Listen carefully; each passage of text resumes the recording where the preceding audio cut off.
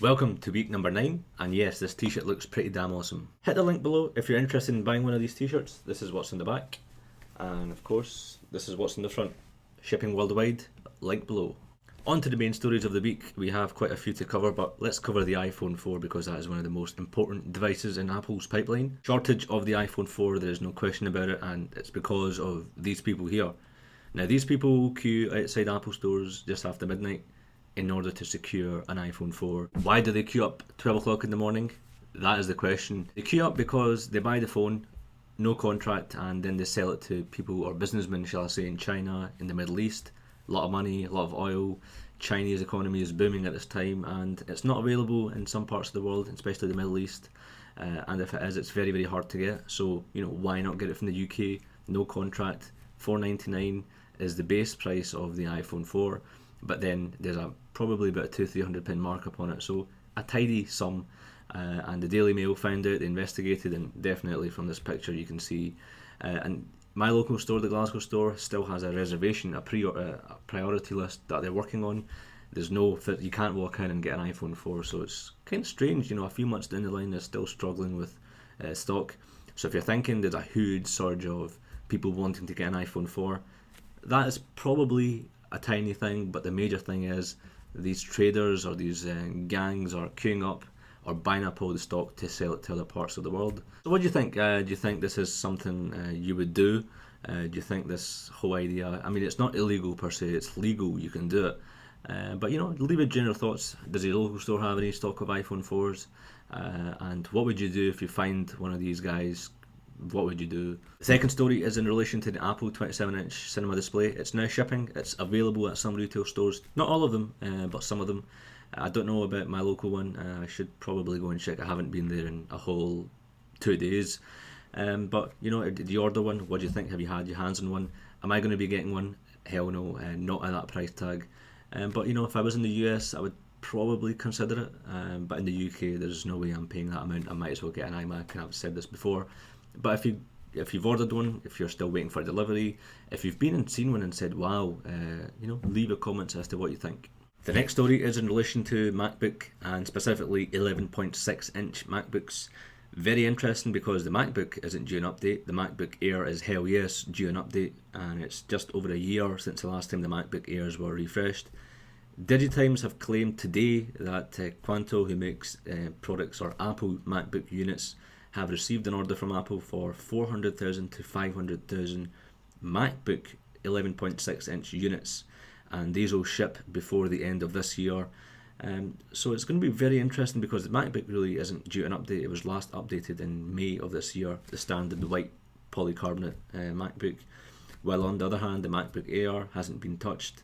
And with the introduction of this cool device here, the iPad, one can argue the iPad has sort of taken the light away from the MacBook Airs, which I kind of believe, because the portability aspect does definitely kick in. MacBook Air was portrayed to be a super light machine, while you still got power and so on out in the field, very lightweight. Then comes the iPad, which is exactly the same, but not as the same power as a MacBook Air. Here's my question to you guys. If Apple do indeed shrink the size of the display for the MacBook Air, would you go out and get it? It really depends for me. I have been keeping an eye on the MacBook Airs, and definitely when I was considering this bad boy here, the MacBook Pro, I was very close in getting the MacBook Air. But then I looked at the last time it was updated and I was like, no, why would I want to do that? And it was kind of working out a bit more expensive. I knew a refresh was due, so is Apple going to give the MacBook Airs a chop totally now that the iPad is here, or are they going to refresh it? And if they're going to refresh it, what on earth are they going to do with it? So interesting times ahead for the MacBook Air. The next story is in relation to headphone jacks. Apple have applied for a new patent, and this patent will allow them to make the headphone jacks on the iPod Shuffles, the iPod Nanos, the Touches, the iPhone, guess what? Even thinner. Idea of having the headphone jacks would be very interesting, and the way they're going to do that is using pogo pins, as you can see from the illustration here. But the one thing I'm having, or I hope they do, is to supply pins. And the reason why I say this is because I've got a lot of headphones around the house, and the last thing I want to be doing is using dedicated Apple earphones for these new headphone jacks, which would be very, very annoying. So if they can supply some sort of adapter that would allow you to put it in these new headphone jack, that means I can pick up any pair of headphones and it doesn't turn out to be some sort of a money-making machine for Apple once again. What do you think about this new patent? Interesting. The next story is in relation to the Apple TV 2010, which was due to be shipped this month. That has now changed. Some customers who ordered this new device got emails, and especially those who paid for expedited shipping, got emails and said, hey, take your money back, or take your expediting or express money back. We can't ship it out this month. There's some delay. They don't mention what the delay is, they just say there's some delay. Whether it's hardware or software, only Jobs himself knows. I'm personally thinking it's down to software. A lot of broadcasters have shrugged off Apple TV and said they can't, hop on to the 99-cent shows. A lot of big broadcasters, and my feeling is Apple don't want to bring a device into the market with no broadcasters on it or very little in the market. They'd rather just delay it than to bring it out just for the sakes of meeting delivery dates. So until the software, because Apple TV essentially is all about broadcasters, it's all about the software, and if they don't have these publishing agencies on board, then customers aren't going to be happy, or it won't probably sell well. So until it has been finalised, I'd rather they finalise it, they sort it out from the start, rather than when it comes out, critics and so on, blah blah blah, we don't like it. So mine is still shown as delivery for this month. It's still saying September.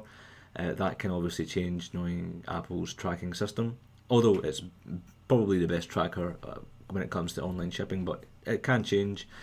So what do you guys think? Have you ordered one? Have you received any shipping notifications? But for whatever reason, if Steve Jobs has indeed chosen you to be the number one person to receive the Apple TV, leave your comments below. An app store for the Apple TV, new evidence this week. An intern working over the summer at Apple had his LinkedIn profile screenshotted by someone, and as you can see it says Apple TV Apps Engineer, which gives it away. Now this also could mean that just general software for the Apple TV, but Steve Jobs has said that he will launch an app store for the Apple TV when the market is ready. Could this be, Apple preparing themselves, laying the foundation, laying the groundwork for an app store for the Apple TV earlier? Or could this be, Google TV coming up? And this is why competition is always good, because it's making Apple work even harder. Remember, the iPhone 4, or the iPhones, shall I say, didn't have an app store until a year after the first iPhone was launched. So it could be, an app store launches 6 months after, or a year after, when the market is ready. Now the app store is obviously going to be a bit different to what it is on the iPhone, the iPod Touch, the iPad, simply because these are devices in your hand. Whereas the TV is far away, you're on the couch. How's the interaction going to be? What kind of apps are they going to be? So interesting times ahead for Apple TV, and what are your views on Apple TV? And the last story, just to finish it off, is an iPad rumour. 7-inch iPad is in circulation, or there's 5 of them in circulation, prototypes. One of these is the final one. The final one resembles the iPhone 4 more than it does the current iPad, which is a 9.7-inch screen, or the form factor, shall I say. And there's 5 because they don't want people like Gizmodo and Jason Chen, who kind of steal mobile phones and smartphones and technology and publish it on their blogs. So there's 5 to sort of counter that. When will we see this? Don't know, but it is a finished product, which indicates manufacturing is or has started. Do I personally think there's going to be a refresh before Christmas? I think not. I think they're going to let the full life cycle run, as they do with all their devices. If they were to introduce a new one, it would kind of hurt sales of the current iPad, which is this one here.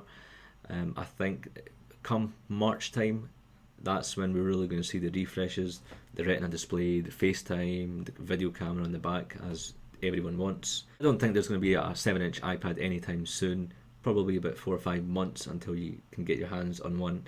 But what are your thoughts?